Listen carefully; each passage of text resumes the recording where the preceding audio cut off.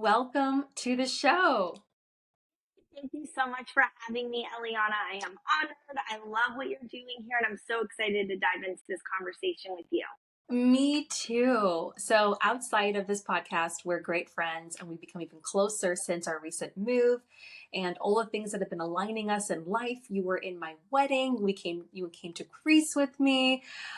We were in Mexico together for my bachelorette. I mean, we've just become so much closer in life the last couple of years in the season that we're both in. And it became so fitting once I launched the show that we would do an episode together surrounding today's subject of business and passive income. So I am so excited. I mean, we talk about these things all the time. And today we get to share that. Yes, so excited to share. Yeah. So for those of you that don't know I would love for you to give a little, brief story on yourself. What is it that you're doing, and then we can take it from there. Sure. So I am born and raised down here in South Florida. I did what the typical good kid does. You graduate high school, you go to college, you get a 4-year degree, then you go and get a real job, you work your way up the corporate ladder, and you start checking off those boxes that like society, teachers, professors, parents kind of give you, right? You get that good job, you try and get promotions, work your way up, you get married, you buy the house, you buy the boat, and then once I got to the top of checking all those boxes off, I felt so empty inside. I was like, I've done everything that I said I was going to do. I'm making this great money. I actually used to staff travel healthcare professionals in hospitals all over the country.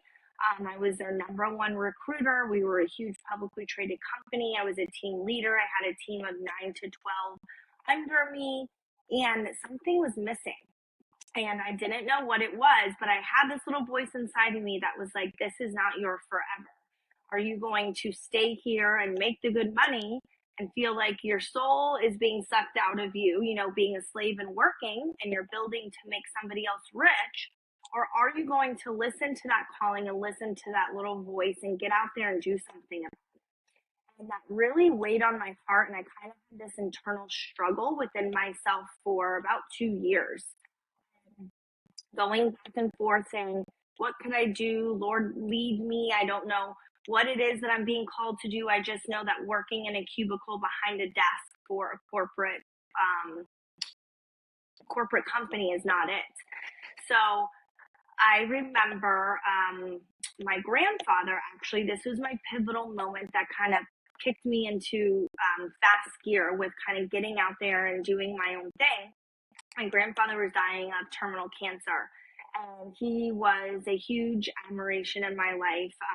He was a self-made millionaire. He always gave back. He built churches in Brazil.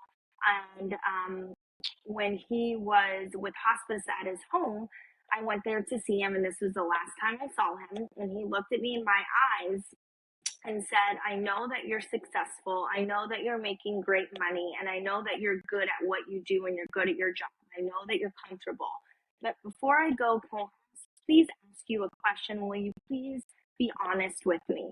And he said, this is nothing to judge you. I just want to know, and I don't want to leave this earth without asking you this. And I was like, oh my goodness, what is he going to ask me? Yeah.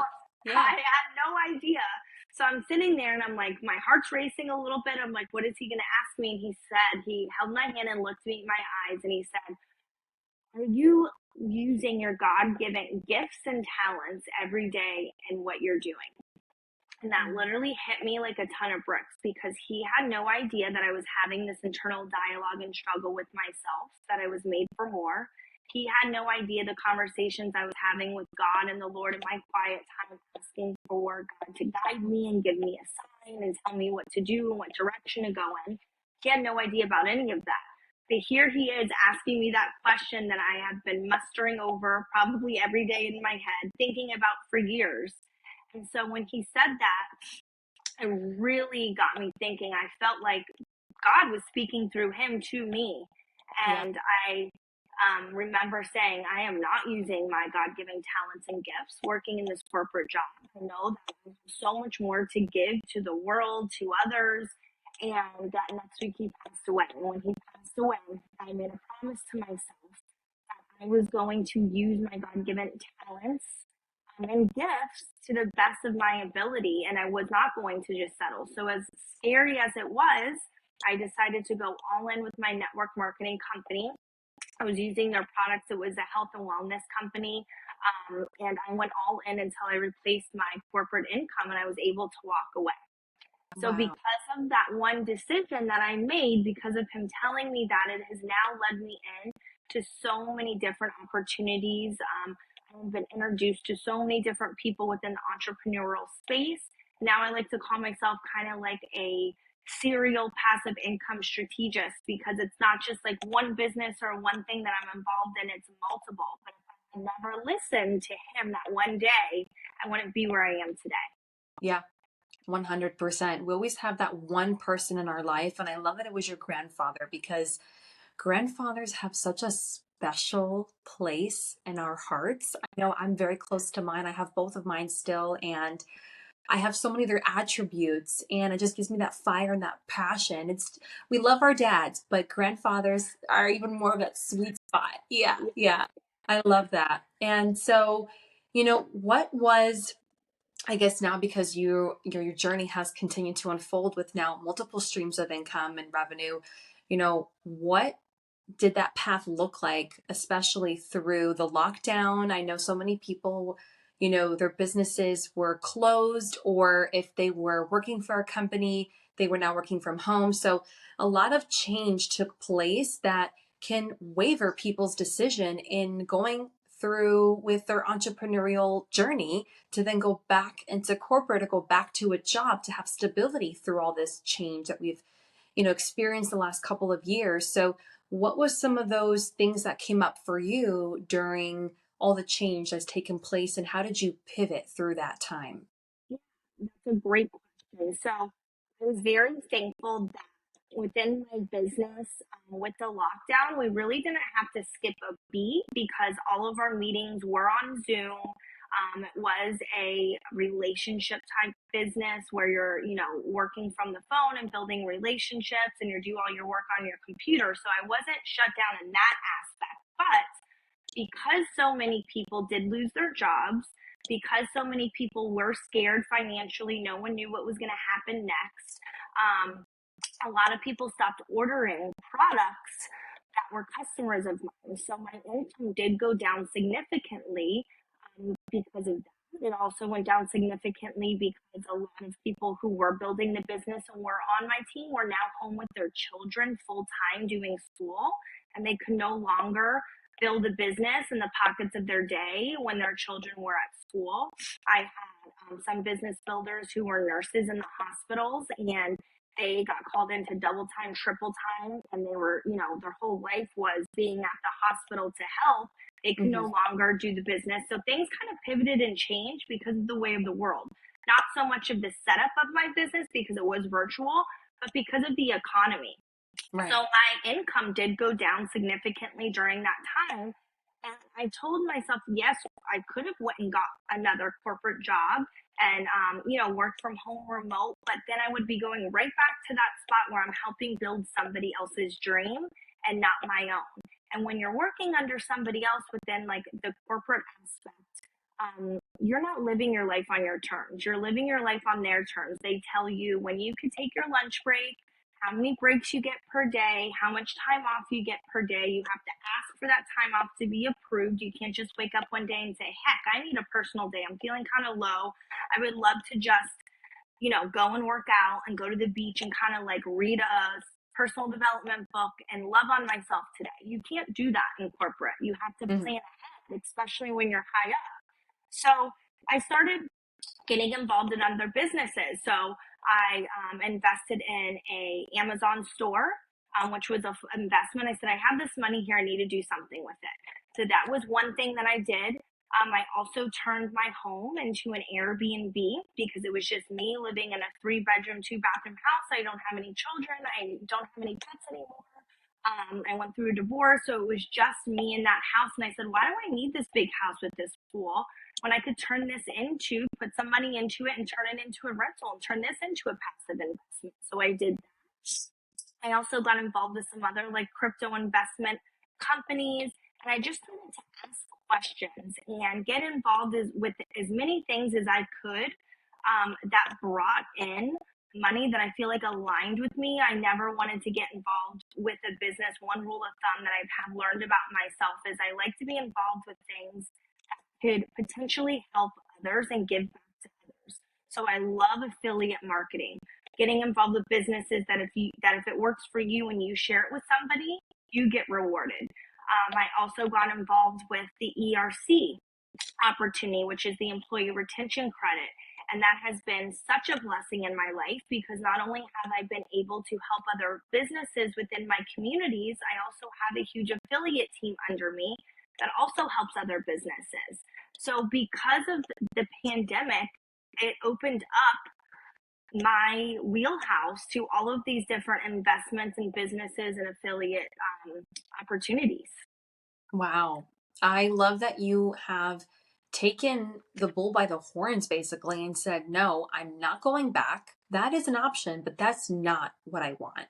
And I will become unhappy. I will be unfulfilled. So, what can I do? And, what businesses can I get involved in that are going to be producing? And I like how you leverage the team approach as well, and that really allowing you the flexibilities to do something once and then be able to create a residual out of that and that passive income. What are some of the myths around passive income? Because I feel like some people will think about the term and not equate it to what it actually is or what it actually takes to make it successful. Yes, so that's a great question as well. So when people hear passive income, they automatically think hands free, I don't have to do anything. And that's not the case. With passive incomes, a lot of times you have to build it up or do the business the first year, the first 2 years, sometimes the first 5 years.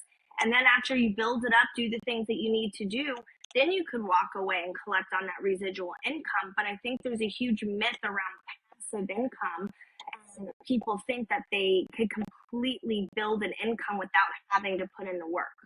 Yeah. And Yeah. that's a huge, like Yeah. even with my Airbnb, yes, I owned the house, but I lived in that house for multiple years. I did have to put money into it. I did have to rearrange the furniture, buy new furniture. I did have to do all of these things and put all of these things in place to get it up and running. I still have to do things nowadays. Yes, it's more on like a automation where I have these auto responses to clients and everything, but I still have to respond to people. I still have to schedule lawn maintenance and my cleaning lady. There's things I still have to do in place. Now, Mm. I think the myth that's missing is when you compare it to a 9 to 5, yes, it's passive because you're not having to physically go in and trade time for money. Right.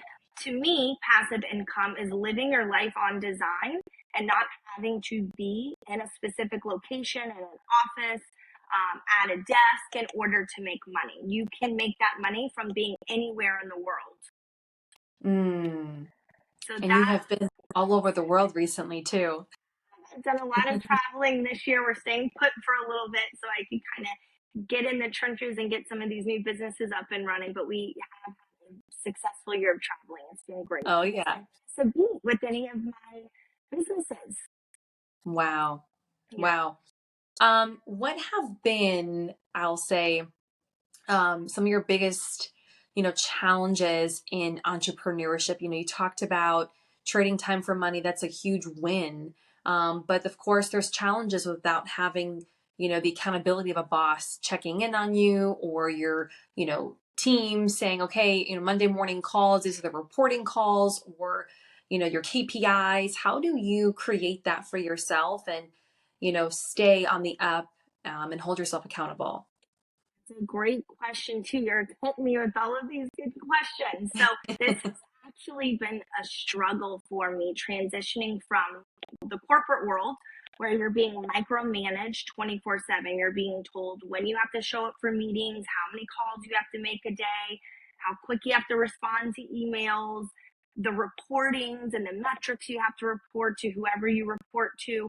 Like you have somebody basically telling you day in and day out what you have to do and the goals you have to meet.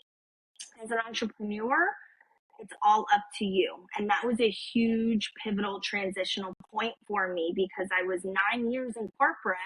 So coming out and having all this time freedom, I had to really kind of take a look in the mirror when I was not hitting my goals and say, okay, how can I transition this? Like, what am I doing wrong? Let's reflect on the last year, the last quarter, the last month. You didn't hit your goals, and why is that? And what I noticed by looking at myself and kind of calling myself out, right? Sometimes we have to look in the mirror and kind of kick our own selves in the butt and call ourselves out. What I noticed is I was not holding myself to the accountability as I did within my corporate job. So to kind of emphasize on that, I would have to make 60 outbound calls a day. I did not leave the office for the day unless my inbox was completely cleared out. I had to have so many working people on the books. I was working, 70 to 80 hours a week. I would skip lunch sometimes. I would stay late without even questioning it. I would log onto my computer on Saturdays and work. But when it came to working my own business and having all that time freedom, I wasn't putting in the same amount of work as I was for somebody else. So I'm like, why was I willing to work 70, 80 hours a week, do all of these reach outs and these calls to build a publicly traded company's dreams and all the investors and make everybody else happy? But when it comes to my own business and myself, I'm not willing to put the same work in. And it was because I didn't have somebody holding me accountable. So then that's when I got into time blocking. And I got into evaluating my day at the end of every day or my week at the end of every week. This is my time block. And what I do is I highlight with colors. Green's for money. Pink is for, loving on yourself, going to the gym, spending time with your husband or your boyfriend and family, spending time with the Lord. Yellow is just like the day-to-day stuff that you have to do for the household, laundry, cleaning, what have you. And I highlight every category within my life on my time block. And then I could go back at the end of the day or the end of the week and say, okay, how did this week end? How did this day end? Am I happy? Did I reach my goals that I said I was going to reach? And if not, where do I need to put more color of a highlighter somewhere? Like, what was off? Me tremendously is kind of evaluating myself every week, every day, and not waiting until the end of the year, the end of the quarter, and making those changes and those pivots within my day or my week. Because yes. When you have all this time freedom on your hands, someone will call you and want to talk on the phone, and sometimes it could be your mom or your sister, and you have to hit not today because you are in your hour of whatever you said you were going to do to work. Or you may have a girlfriend who knows that you work for yourself and calls you to go to the beach that day or calls you to go to lunch, and sometimes you have to say no. Actually, a lot of times you have to say no if you want to hit the goals that you're looking to reach. Yeah, I've been experiencing that myself recently coming out of corporate and already taking, that accountability and that ownership over, I would love to do this with you, but these are my hours to hang out, either early in the morning or in the evenings or on the weekends, because there are set working hours that you have to put in place for yourself. And I love how you incorporated time blocking. That was something I learned and practiced in college when I was on my own, nobody telling me what to do, who to do it with, or when. And it's up to me if I'm going to be walking across that stage in 4 years, earning every credit of that degree, and it back into what I do on a daily basis that reflects upon my week, my semester, that school year, etc. And I incorporated time blocking with the highlights, and I could see my week at a glance. Where am I spending more time, or do I need to put less of this in instead? It was fantastic. I actually just purchased a magnetic weekly planner I'm going to put on my refrigerator, so I can see, what I'm going to have for dinner this week. I don't have to even think about it. I always say the less I have to think about, the less tabs I have open in my brain, the more I can be focused and present on what I have to do that's in front of me. So I'm really excited about that. I think it's so good to I love meal prepping. I've been into meal prepping lately for my lunches because again, one less thing to think about in the middle of the day. What am I going to eat for lunch? Do I have to go out in the kitchen and make something? Or if you set your workout times and your workout schedule for the week in the beginning of the week, you're not thinking, when am I going to get time in to kind of move my body? Yep, 100%. So you touched on briefly, friends calling you and having to say no, and girlfriends, wanting to hang out. How has your community shifted since going into business for yourself?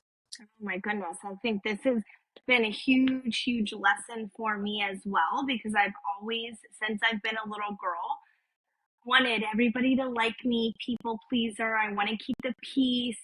And when you're an entrepreneur, that's very, very hard to do because you do have to kind of get a little selfish with your goals and the things that you set for yourself.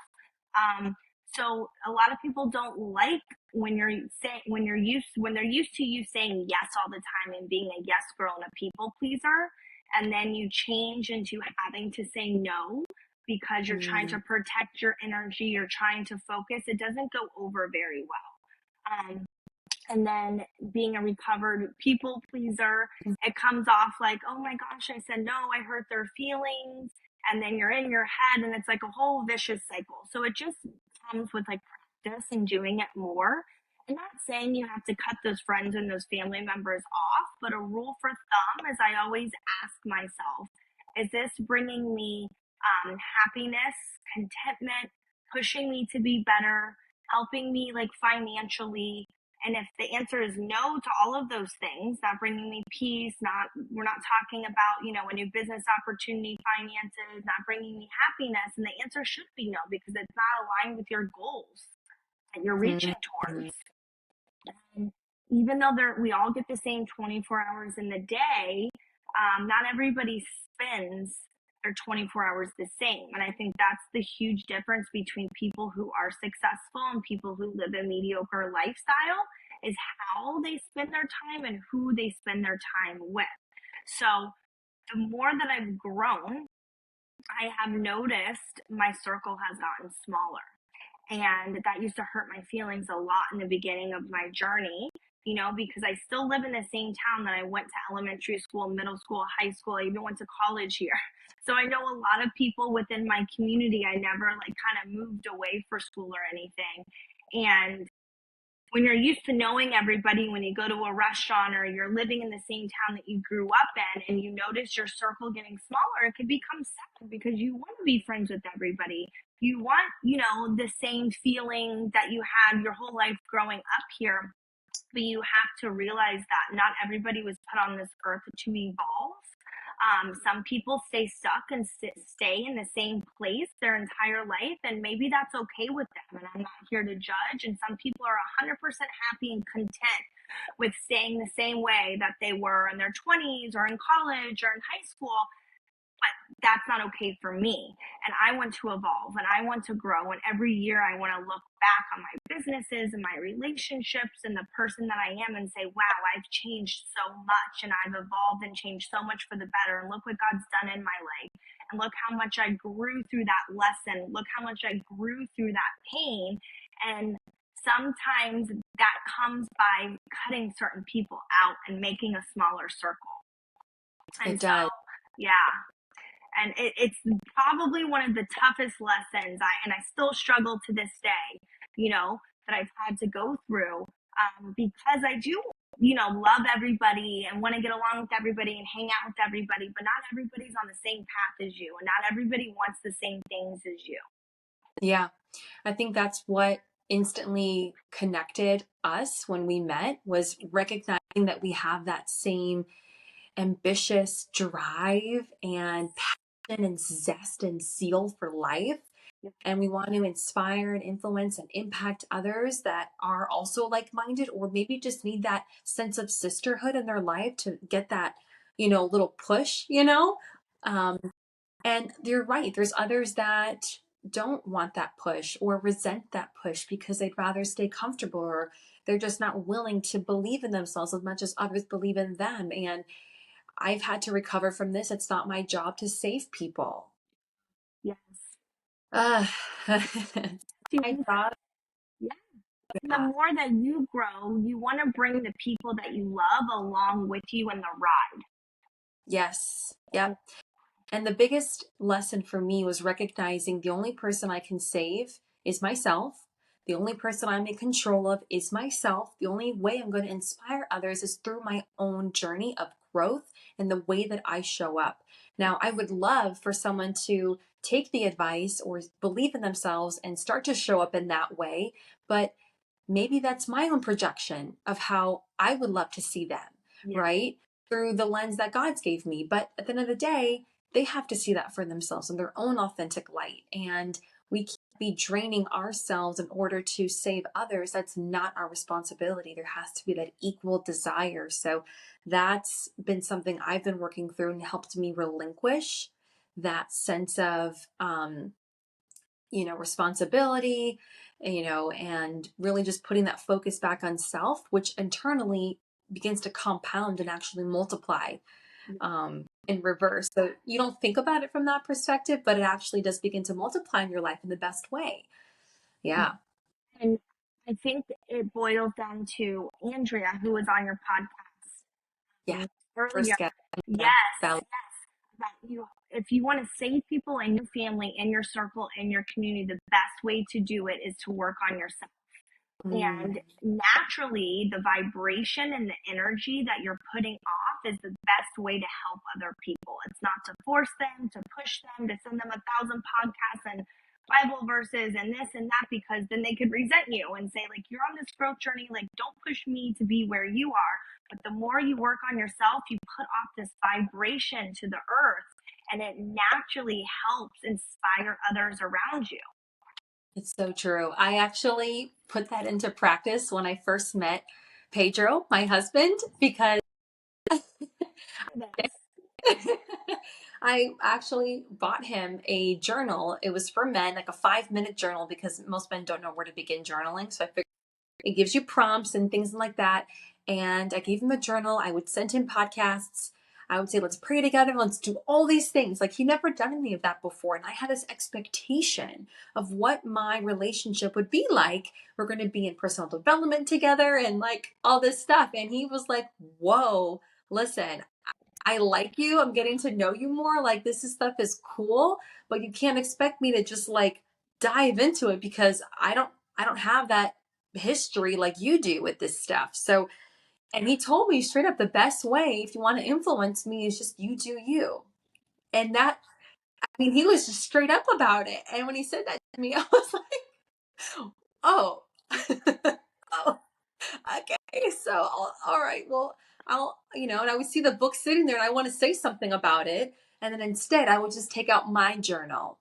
And then he would watch me journaling or watch me read a book or watch me, be the one to spearhead, certain things in that area. And it started to foster this sense of, I don't know, want to say excitement in him or like inspiration in him, but it just started to open up that world for him of, maybe I should dive into this.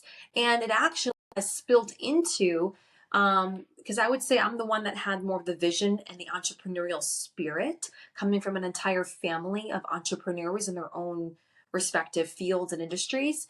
And his family, he didn't have that upbringing, right? He valued stability in a job, like I'm sure many do.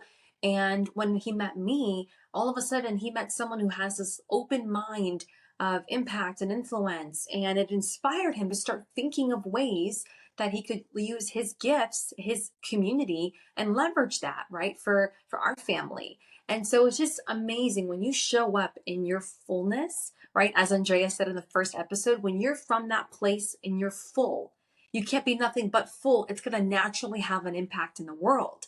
And so I've noticed that coming from this place, I've started to inspire conversations with other friends that we never used to have before related to this particular subject of business and entrepreneurship. And, or it may be motherhood, right? That's a whole nother subject that I've, started to have in my life, given that I became a mom a year ago. But when you start to dial in on that, your relationships in your life become much more intentional. And like you said earlier, before we started recording, it starts to cut the fat. I think to piggyback off of what you just said, because that was amazing, when you show up in your fullness, so that kind of boils down to also being your true authentic self and not trying to be like somebody else. Because it's very hard to muscle through life, business, whatever, relationships when you're constantly comparing yourself to others and trying to be like somebody else who may be where you want to be or may be successful. That's not you showing up in your true, authentic spirit and light. You're trying to be like somebody else. So the second that you cut out that comparison and trying to be like others, that's when you start to see God flood your life with so many blessings because you're truly showing up as your divine self that God created you to be and put you on this earth to be. I love that. I think so many people are afraid to be themselves Mm-hmm. because they're afraid of the response of being seen. Yeah. And so they would rather show up alike than show up as themselves. And there's so much authenticity and integrity and alignment within yourself. I mean, everything will start to fade away instantaneously when you show up in that aligned place and turn that fear into faith and know that there's no one else like you. You have so many beautiful and creative gifts to offer. Just show up as you, right? And people are going to love you for your flaws and for your everything. You know, nobody's perfect either. We all have flaws. We all have things that we have to work on. And I think social media more than ever, you know, it just shows everybody's highlight reels of their life. And so people get scared because they think everybody else that they're looking at is perfect. But when you realize that nobody's perfect, all of us have issues that we're working through, we all have flaws, then it's easier to kind of wrap your head around. It is. So, tying back to passive income and entrepreneurship, let's say, because a lot of our listeners here, they're in the same boat where they're ambitious. They want to live their life by design. They believe that they were created for a purpose. Where would you say is the best place to start for someone who has that fire in their belly? They have pockets of time in their day. They may have some money to invest that they've put aside in their savings. Where would you say, as a passive income strategist, is the best place for them to start or start looking?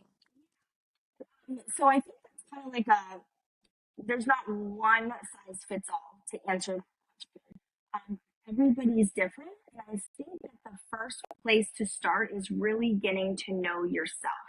So, whatever that looks like for you, whether that's personal development, listening to podcasts every day, getting out of your comfort zone and doing things that make you uncomfortable, going to a workshop, journaling more, really getting to know yourself, to know what you like, what you don't like, what are you passionate about? What aren't you passionate about?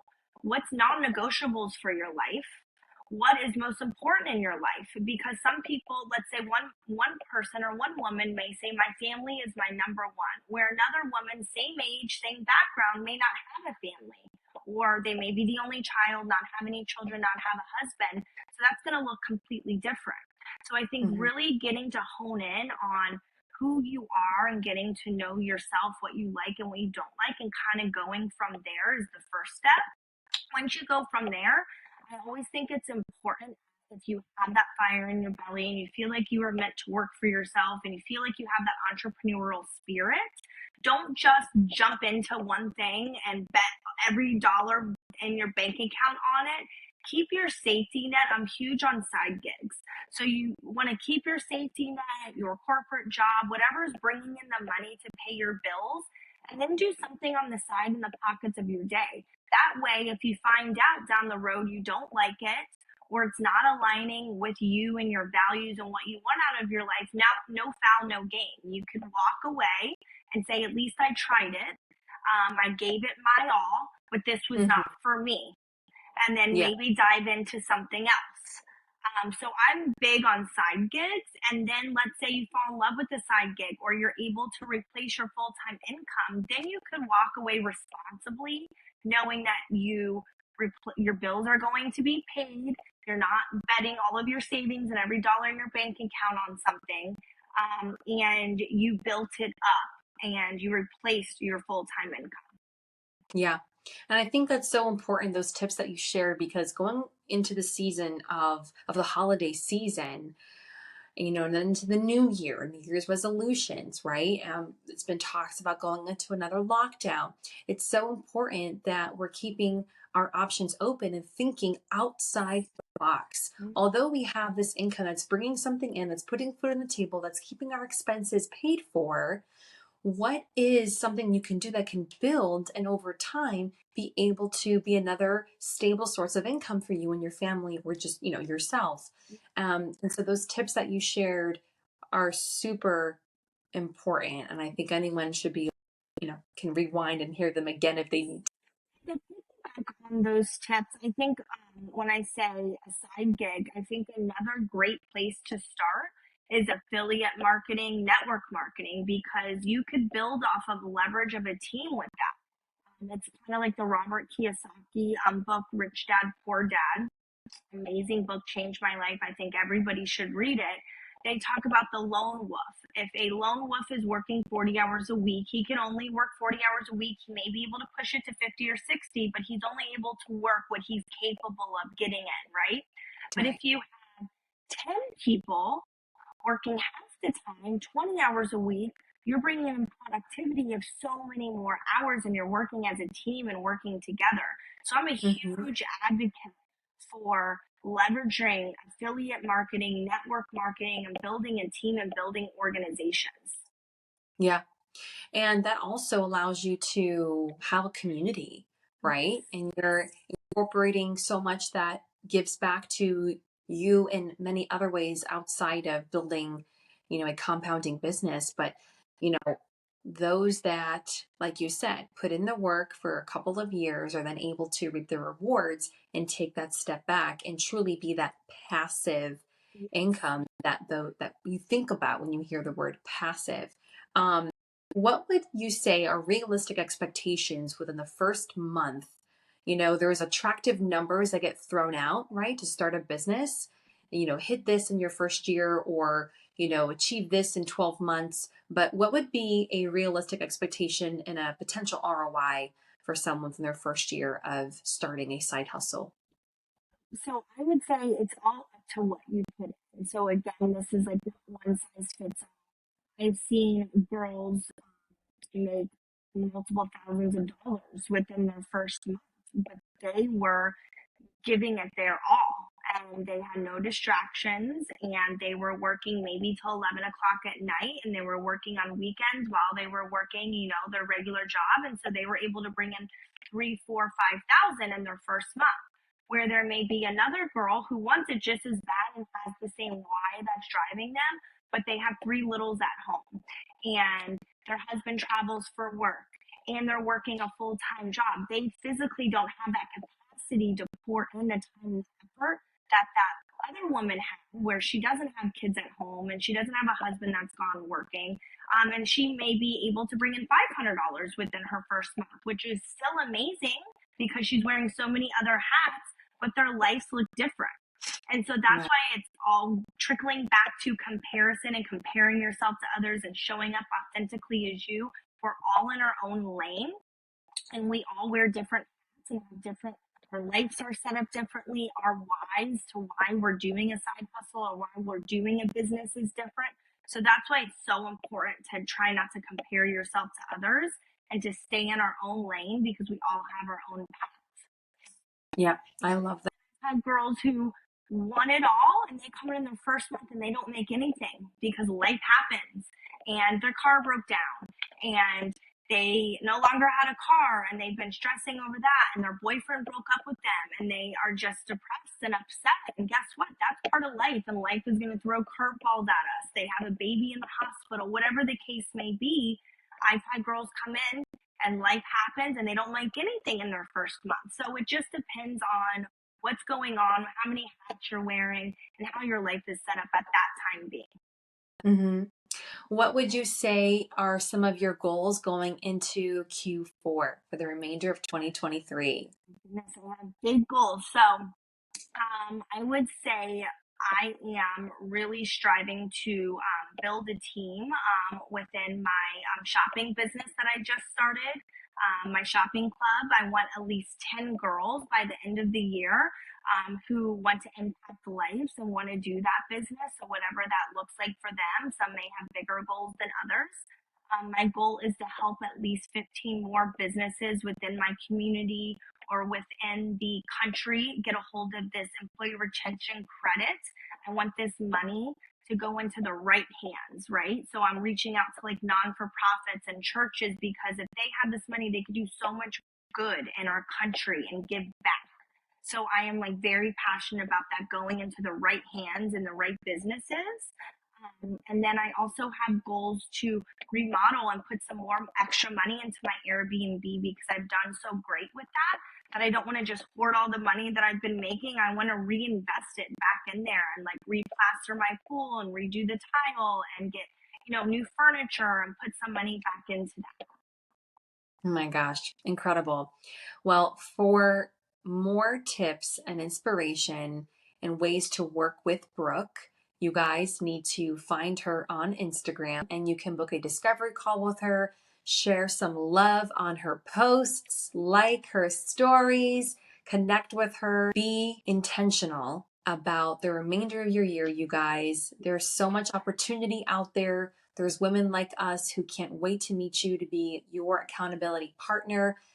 And so with that, Brooke, thank you so much. I am so inspired by this conversation. Just so you guys know, we have these conversations all the time offline. We just like pivot off each other, and the next thing you know, we're on the phone for an hour, and we've gone down this whole rabbit hole. Yeah, we have. But that's the best kinds of friendships. So we met on the plane for the first time. Our whole flight home, there was not a quiet moment. Everyone around us was probably like, "Are these girls gonna shut up?" Legit, we met sitting next to each other on a connecting flight back home, and that's it. That's the start of our friendship.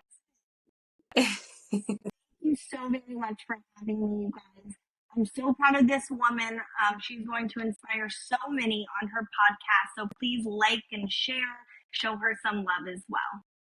Thank you. Thank you, Brooke. I'm so grateful for you, for all that you're doing. And again, for those that want to work with Brooke or follow her on Instagram and just shed some love on her, please find her on Instagram at Brooke Olivia. And you know where to find us at Elevate Your Life Podcast on Instagram and all the platforms out there. Be sure to share this episode with another girlfriend that is your business bestie. Okay, that is exactly what we're here for. Love you guys and see you next time. Thank you for listening to the Elevate Your Life podcast. I hope it gave you exactly what you were looking for, a place to learn, grow, and laugh. If you enjoyed this episode, share it with a friend you know would love it too, and leave us an honest review. Until next time, be sure to subscribe and follow us on Instagram to connect with me and our community at Elevate Your Life Podcast. Have an amazing day, and remember, you got this.